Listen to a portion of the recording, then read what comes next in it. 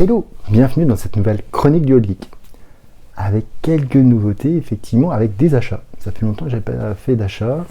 Et vous allez voir que ces achats sont vraiment très orientés. Puisque mon ami Oyman Stéphane en avait parlé.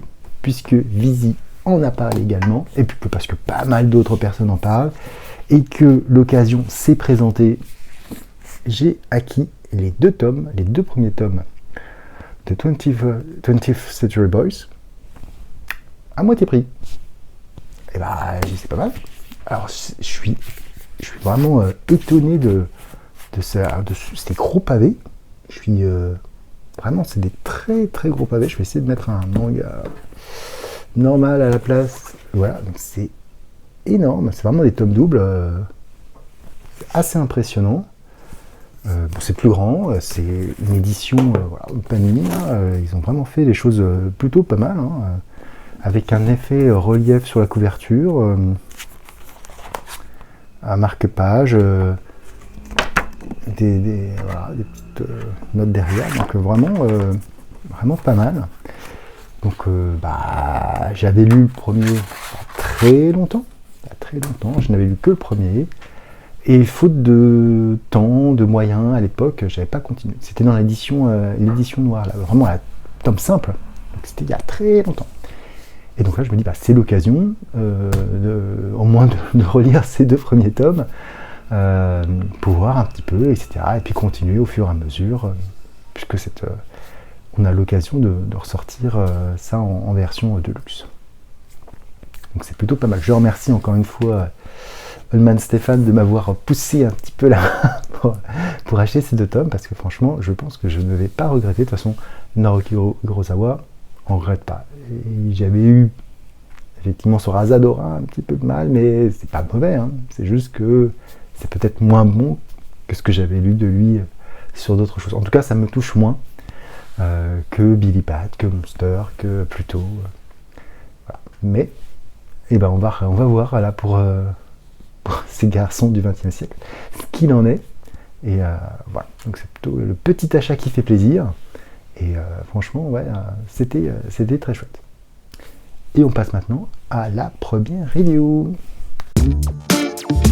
Pour cette première review, j'ai décidé de vous parler d'une actualité. Effectivement, il s'agit de Transformers Warworld numéro 3, qui a mis beaucoup de temps à sortir et qui est enfin sorti. C'est toujours Brian Ruckley au scénario, et puis toujours une palanquée de dessinateurs. C'est peut-être Anna Malkova qui est au dessin. Donc ça reprend les épisodes 34 à 39, bientôt la fin, puisqu'il me semble que ça fait 44, 45 épisodes. Il y a le 4 qui va sortir, plus un spin-off, et enfin un numéro final. Donc effectivement, on arrive sur la fin de cette série Transformers chez Vestron. Fin qui est liée à IDW en fait, puisque IDW a perdu les droits des Transformers et le scénariste a été obligé de, j'espère pas trop, en tout cas de réduire son plan de manière à pouvoir finir quand même sa saga, mais ne pas aller plus loin. Donc bon, c'est un peu dommage effectivement, mais bon, j'espère en tout cas qu'il a eu le temps de finir correctement ce qu'il avait à dire. C'est ça le plus important. Voilà.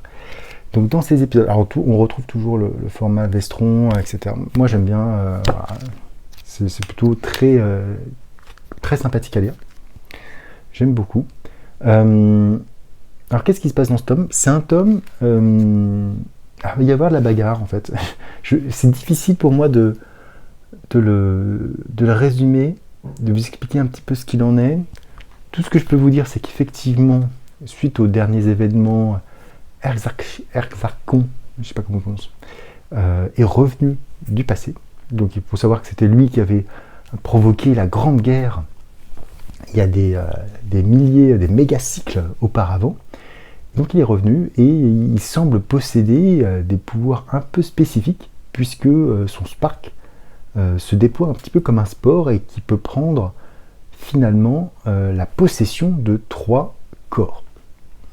Donc en se basant sur ce principe, et ben on se rend compte qu'il y a quelque chose qui va être compliqué pour nos héros. Et d'un autre côté, on a Tagamax, qui est l'ancien mentor finalement de Mégatron, qui s'était isolé, c'est elle ou lui, je ne sais plus exactement, qui a fondé les Insecticons. Et donc elle vit dans une espèce de grande base autonome avec une IA et qui se balade de temps en moment. Et là, elle se retrouve près de la mer de Rouille où vivent des organiques, des vers qui mangent le métal. Voilà. Je trouve que c'est plutôt bien trouvé comme idée. En tout cas, moi, alors on ne le voit pas hyper bien. Là, je vous en montre un petit peu, mais je vous montrerai après tout à l'heure. Donc, c'est hyper intéressant de voir que sur Cybertron, il y a une espèce qui est capable de détruire les Cybertroniens, de manger le métal, et que la planète a elle-même réagi pour les circoncire leur invasion à une mer de rouille. Voilà. Avec quelque chose d'ailleurs qui n'est pas possible, qu'ils ne peuvent pas reproduire eux, parce que le métal, ça n'irait pas, etc. Donc, c'est très intéressant en termes de lore de voir ceci. Et ce qui se passe, c'est que Tagamax va être attaqué par une nuée d'Insecticons. Donc ça, on l'avait vu dans un spin-off où effectivement les Insecticons avaient fait des clones un peu dégénérés d'eux-mêmes et qu'ils envoyaient à l'attaque. Donc c'est une bonne idée. Donc ça va être un tome qui va être essentiellement porté vers l'action. Beaucoup d'action. Mais de l'action qui est...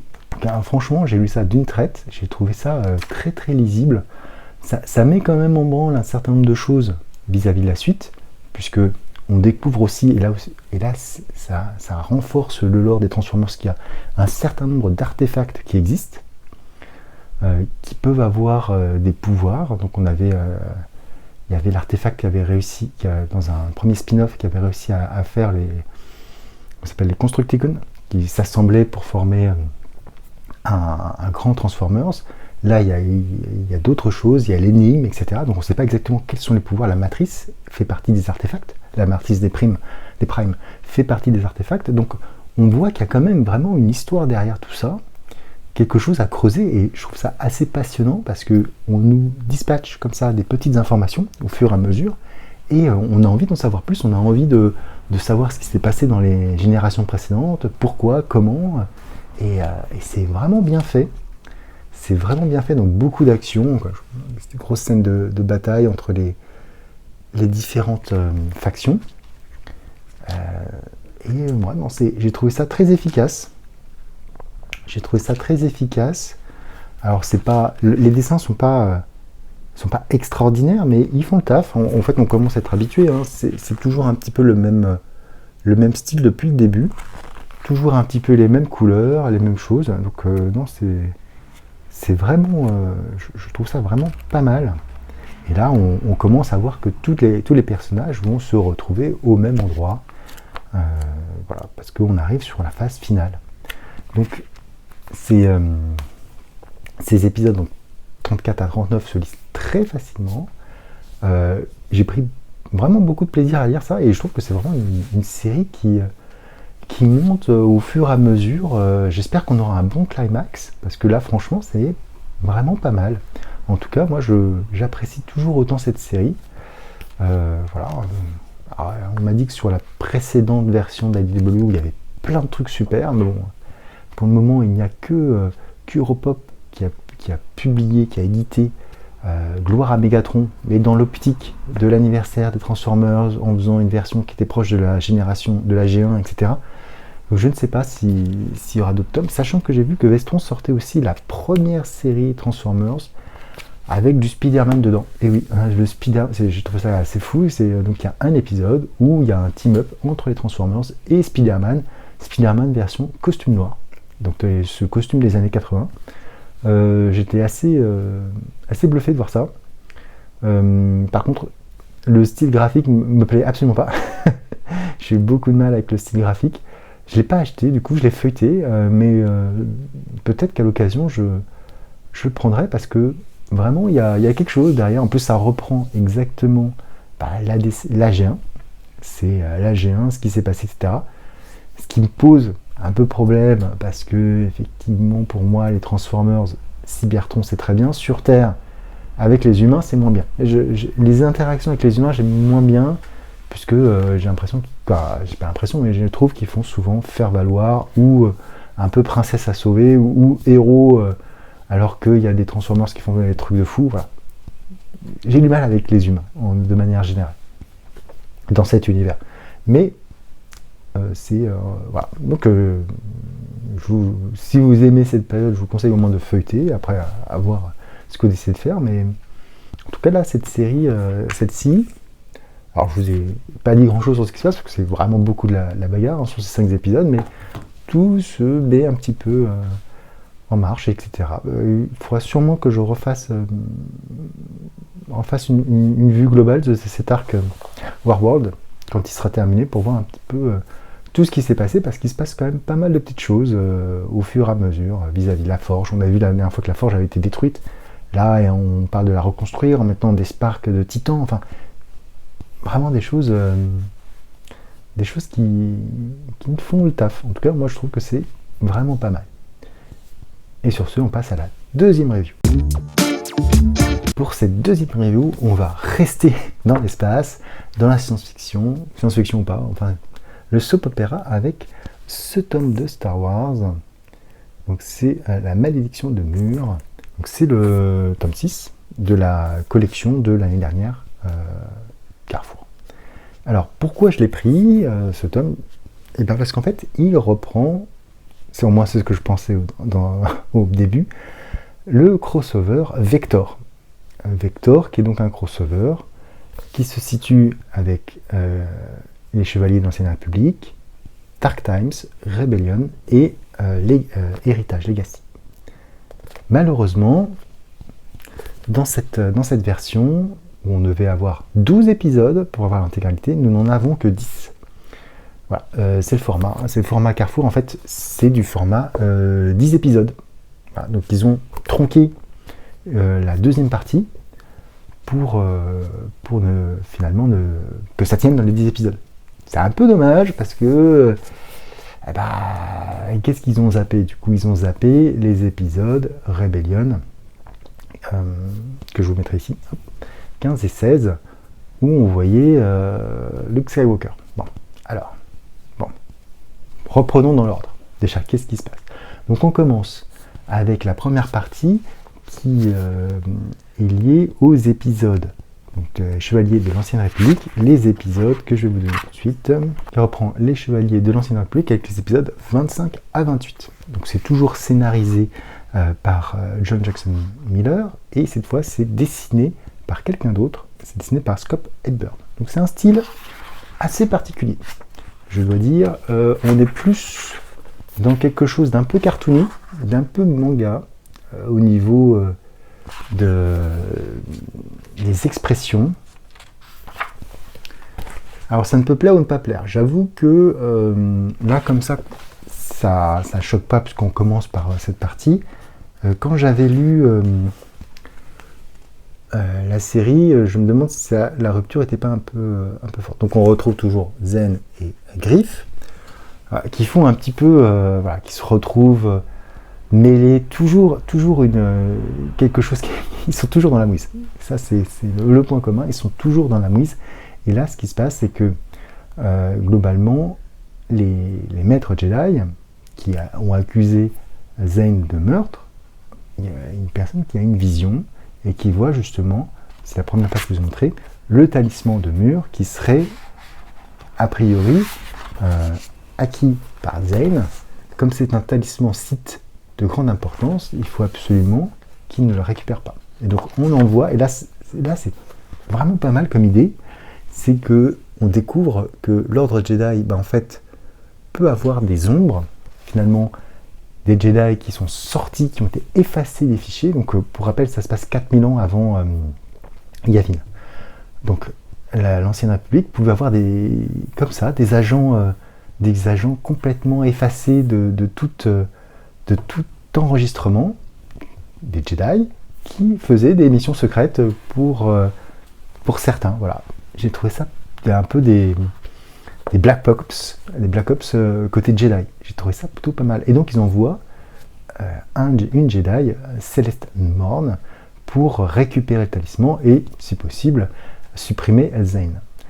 Donc rien ne se passe comme prévu, rien du tout. Ils se retrouvent sur une terre où il y a des Mandaloriens, et c'est un Mandalorien qui a récupéré ce talisman. Il va être infecté par le talisman qui, comme tout artefact Sith, ou en tout cas Jedi, contient la conscience de Mur, ce seigneur Sith. Et finalement, pour atteindre l'immortalité, il a inséré sa conscience dans son talisman, et le talisman peut prendre au final le contrôle sur la personne qui le porte.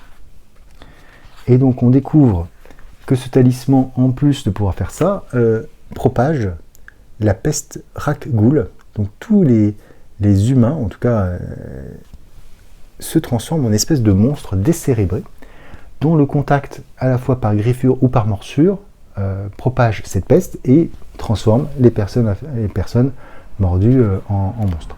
On le voit d'ailleurs à un moment donné où... hop. Alors il faut que je vous fasse... Hop.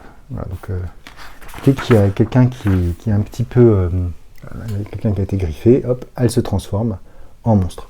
Donc le passage, l'infection est plus ou moins rapide, selon la nature, la sensibilité à la force, etc. Mais ça existe et c'est très contagieux. Et donc on va avoir sur cette planète, à un moment donné, des Mandaloriens qui forment un camp de guerre, et l'infection va prendre tout le parcours.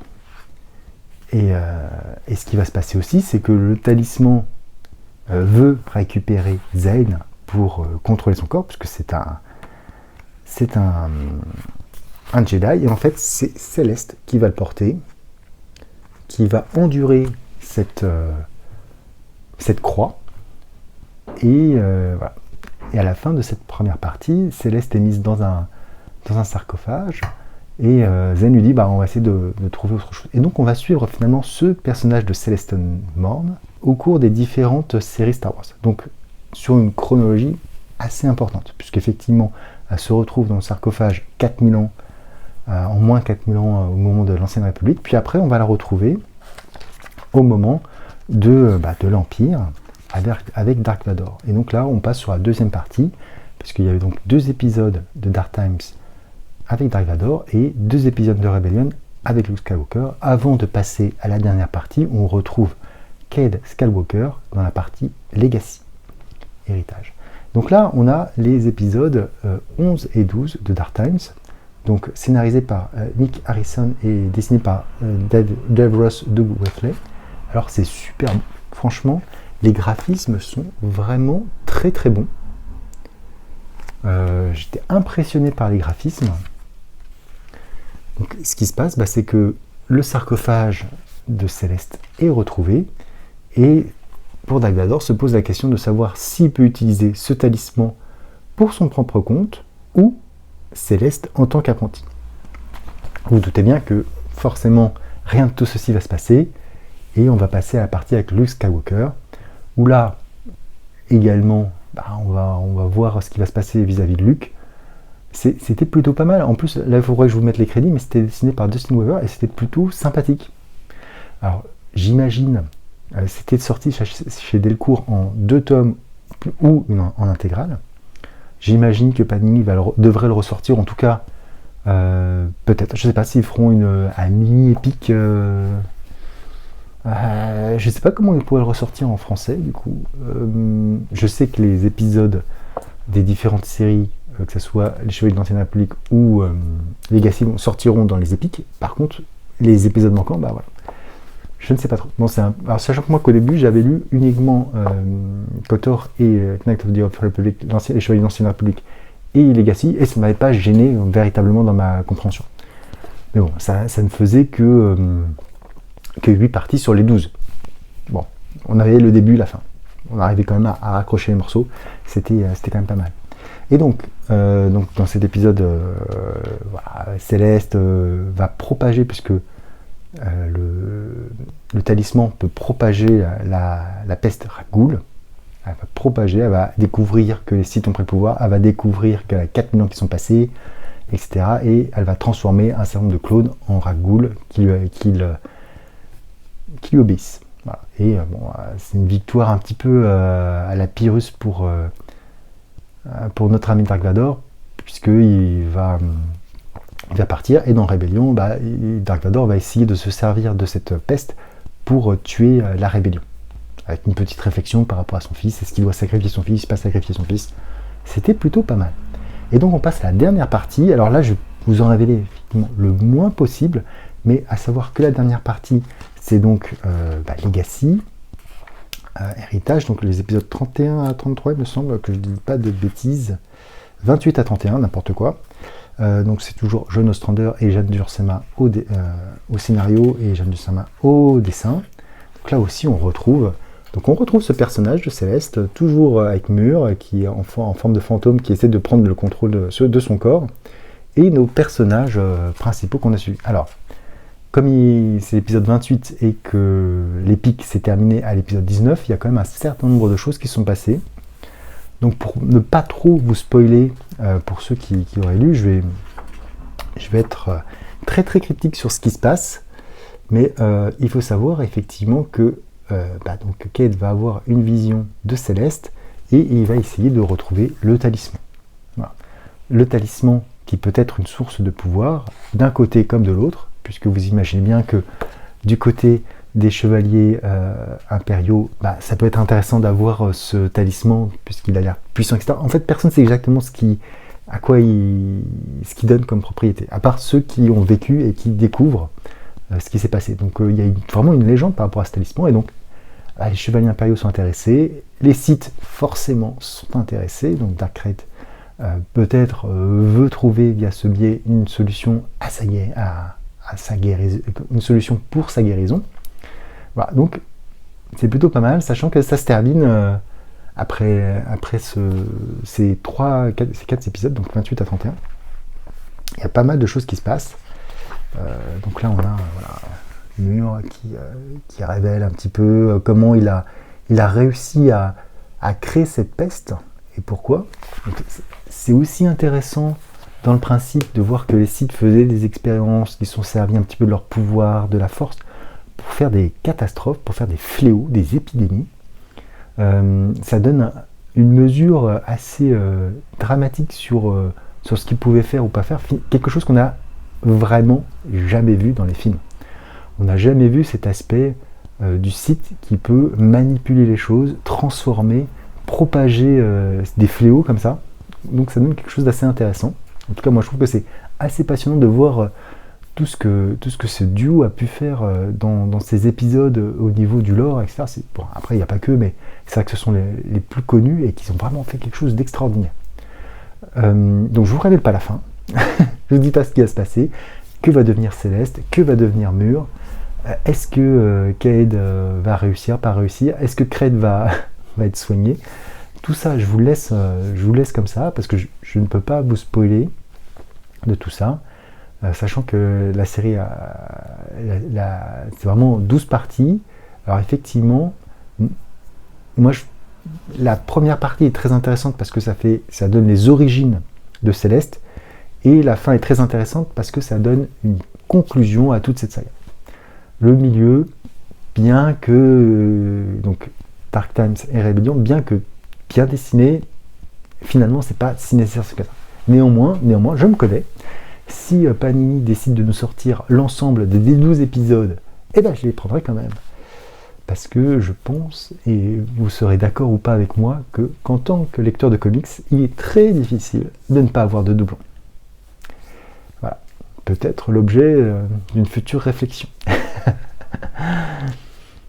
Donc en tout cas, ce tome, si vous l'avez ou si vous réussissez à l'acquérir, ça reste quelque chose de plutôt intéressant, surtout pour le prix, pour 3 €. 10 épisodes qui forment une saga quasi complète, mais en tout cas, il n'y a pas vraiment de problème. Et puis il y a un peu de rédactionnel pour savoir de quoi on parle, etc. Donc Vraiment, je trouve cette collection très bien faite. Comme d'habitude, n'hésitez pas à liker si vous avez apprécié cette vidéo, à commenter par rapport à ce que j'ai pu chroniquer, si vous êtes d'accord, pas d'accord, etc. Et à vous abonner si ce n'est pas encore fait. Allez, prochain objectif, on vise les 500. Sur ce, je vous dis ciao.